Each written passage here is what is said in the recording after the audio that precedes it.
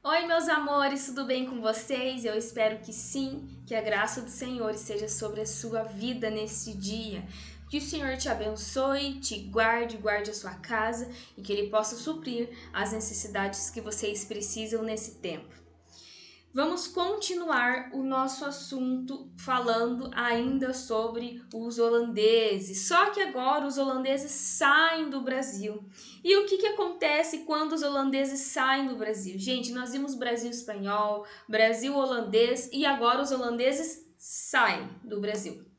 Mas para que tudo isso acontecesse, claro que houve batalhas e eu quero trazer para você o que a Bíblia fala sobre batalha.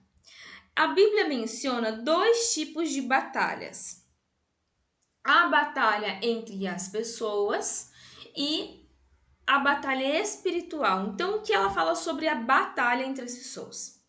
Batalha é um sinônimo de guerra, luta e peleja.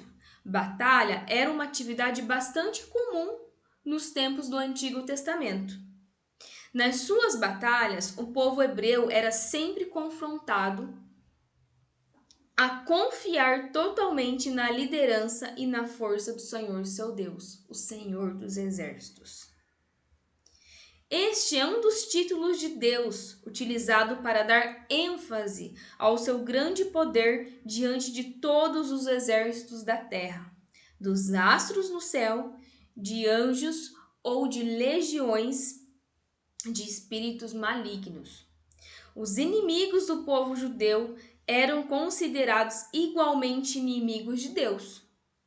Ele é sempre apresentado como o grande guerreiro, combatendo em favor de Israel ou fazendo uso da guerra para corrigir o seu povo. E se eu perguntasse para você uma batalha muito conhecida, gente, eu com certeza ouviria de vocês a batalha de Davi e Golias, que foi uma batalha que marcou bastante e que Davi teve a vitória porque ele foi em nome do Senhor Jesus. Não tinha preparo nenhum, mas ele foi em nome do Senhor Jesus e ele venceu essa batalha. E também a Bíblia fala sobre a batalha espiritual. Então, a batalha espiritual nos coloca em confronto com o inimigo, que é o inimigo de todo mundo, que é um inimigo invisível, mas real. Precisamos saber como o inimigo ataca e para nos preparar diariamente para essa batalha.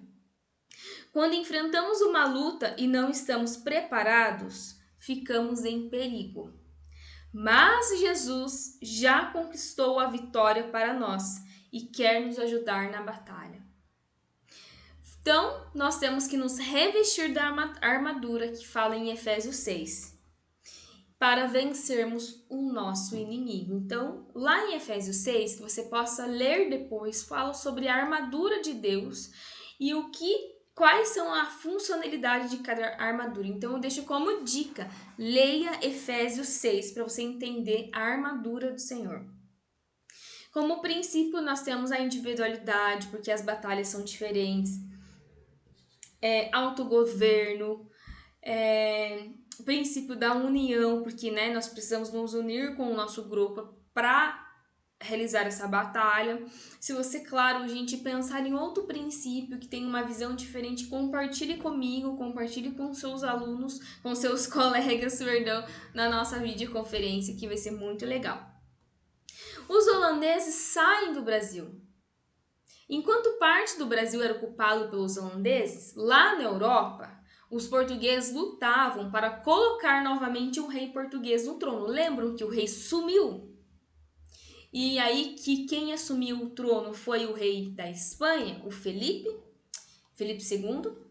Em 1640, os portugueses conseguiram se libertar do domínio espanhol e a União Ibérica chegou ao fim. Prof, mas o que é a União Ibérica mesmo? A União Ibérica é a união de Portugal e Espanha. Só que em 1640 essa união chegou ao fim. E o que a Yumi pergunta? E o que aconteceu com o Brasil no meio disso tudo? Passou novamente a ser governado pelo rei português? Sim, o Brasil voltou a ser território português, mas lembre-se, parte do território ainda estava sob o domínio dos holandeses. Será que os portugueses aceitaram a permanência dos holandeses no território brasileiro? Não! Os portugueses trataram de expulsá-los daqui e houve batalhas no solo brasileiro. Entre elas, podemos destacar as batalhas de Guararapes, em que os portugueses que moravam no Brasil lutaram contra os holandeses. Mesmo em uma luta desigual, em que os brasileiros e portugueses enfrentavam o inimigo descalços e sem roupas apropriadas. Em 1654, os holandeses foram expulsos definitivamente do Brasil.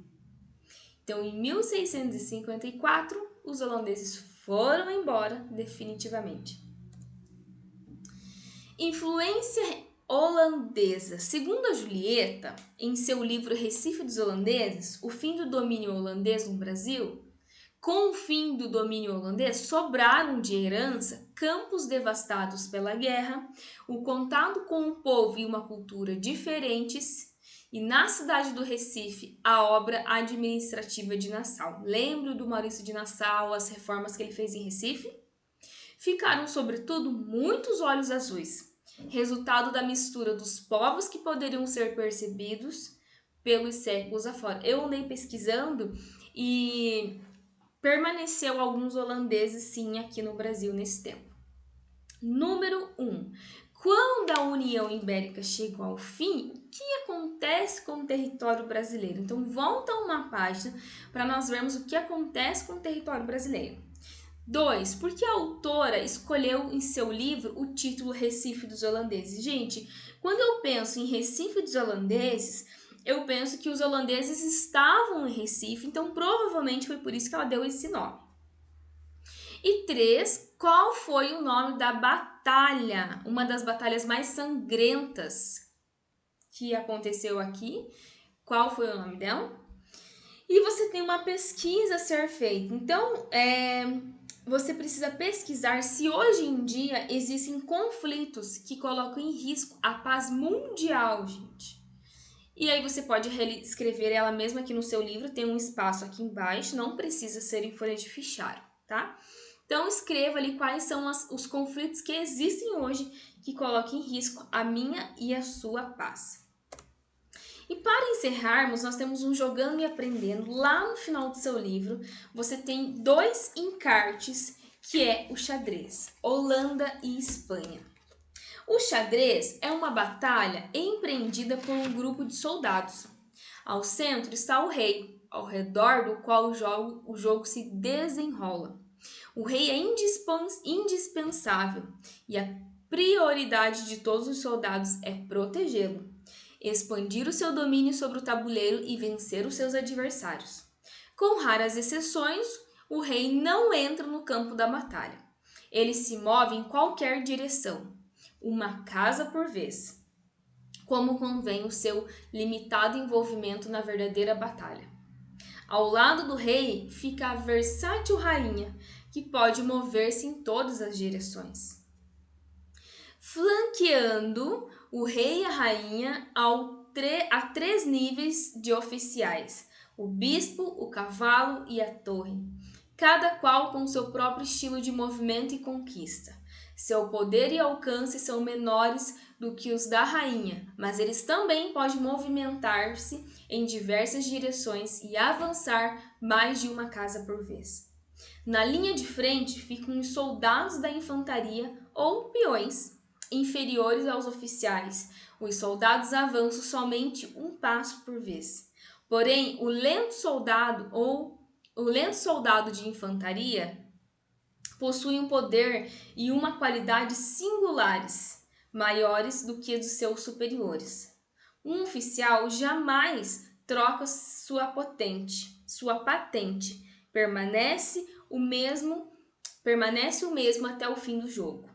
Porém, quando um soldado consegue avançar passo a passo até o outro lado do tabuleiro, é elevado ao nível da rainha. Ele não pode, no entanto, tornar-se rei, pois há apenas um rei. O xadrez é um jogo que representa as batalhas e guerras. Você estudou as batalhas e guerras que aconteceram envolvendo Portugal, Espanha, Holanda e Brasil. No encarte 3A, leia as regras do jogo do xadrez e escolha entre o exército holandês e o exército da Espanha para jogar uma partida de xadrez com um colega, com alguém da sua família. Então, no encarte 3A,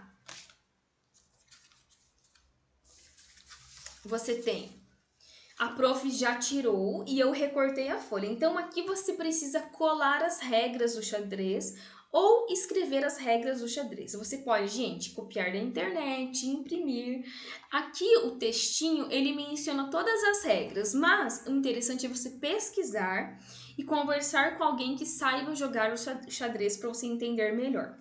Embaixo dessa página, pede para você fazer um envelope para você guardar as peças do xadrez aqui dentro. Então a prof fez com uma folha em branco, meu xadrez e o meu nome, quarto ano, e você pode decorar e guardar as suas peças aqui dentro, junto com o seu tabuleiro, que é do encarte 3B. Aqui tem o seu tabuleiro e tem as pecinhas também. Nós temos ali Holanda e Espanha, e aí você compartilha com a sua família para você estar jogando. Recorta, gente, e guarda dentro do seu envelopinho para você ter esse xadrez com você. No encarte 3B, prepare as estratégias para experimentar as dificuldades, as perdas e as responsabilidades de decisões que estão envolvidas em uma batalha, mesmo que seja uma batalha de tabuleiro. Então, o que eu deixo para você? Divirta-se. Pesquise mais sobre o xadrez, pergunte para os seus pais, pergunte para um adulto, para o responsável que está com você e jogue mesmo, gente. Faça um envelopinho, guarde este xadrez. É algo precioso que você sempre pode ter quando quiser se divertir também na sua casa. Beijos no seu coração, nos vemos na nossa videoconferência às 16 horas e qualquer dúvida eu estou à sua disposição via WhatsApp. Saudades e se cuidem!